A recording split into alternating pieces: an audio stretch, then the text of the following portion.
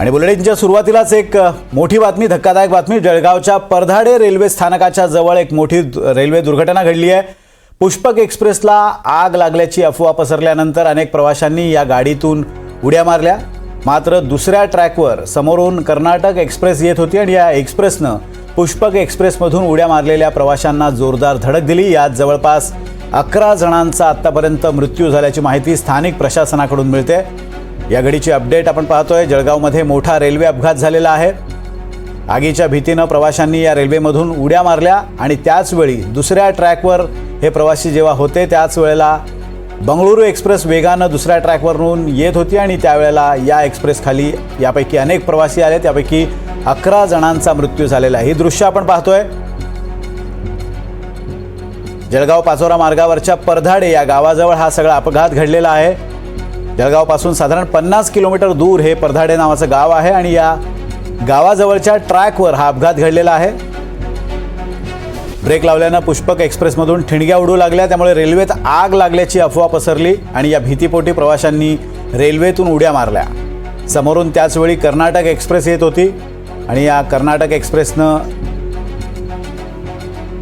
या प्रवाशांना धडक दिली। अनेक प्रवासी या रेल्वे खाली आले आणि त्यापैकी 11 जणांचा मृत्यू झाला, तर अनेक जण गंभीर जखमी झालेले आहेत। जखमींना स्थानिक रुग्णालयात दाखल करण्यात आले, त्यांच्यावर उपचार सुरू आहेत।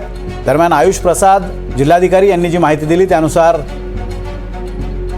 हा अपघात ज्यावेळी घडला त्यावेळेला 6 ते 7 प्रवाशांचा मृत्यू झाल्याची माहिती समोर येत होती। मात्र आता काही वेळापूर्वी आम्ही तिथल्या एसपींशी बोललो। एसपींनी जो आकडा कन्फर्म केला आहे तो आकडा आहे 11।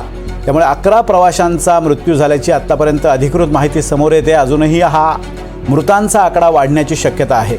आगीच्या भीतीनं रेल्वेतून या प्रवाशांनी उड्या मारल्या।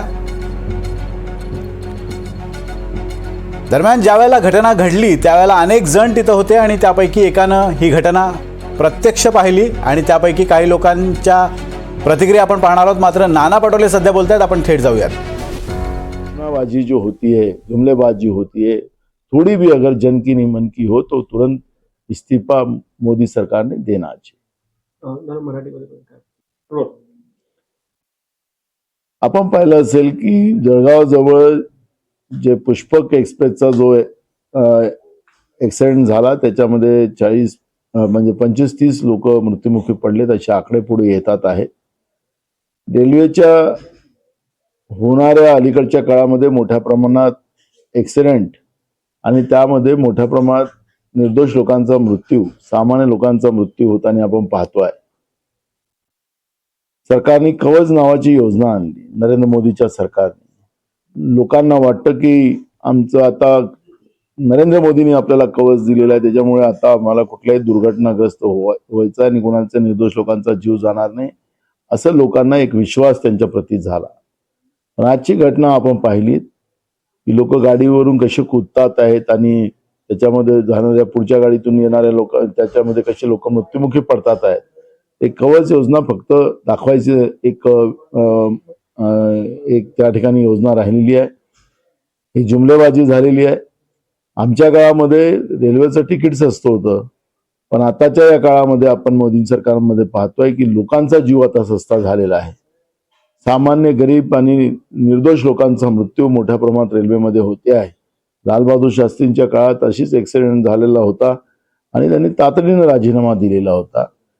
अगर मोदी सरकारमध्ये धमक असेल आणि सातत्याने होणाऱ्या या रेल्वेच्या दुर्घटना ज्या होतात आहेत त्याची जबाबदारी स्वीकारून मोदी सरकारने राजीनामा द्यावा ही मागणी आम्ही करतोय।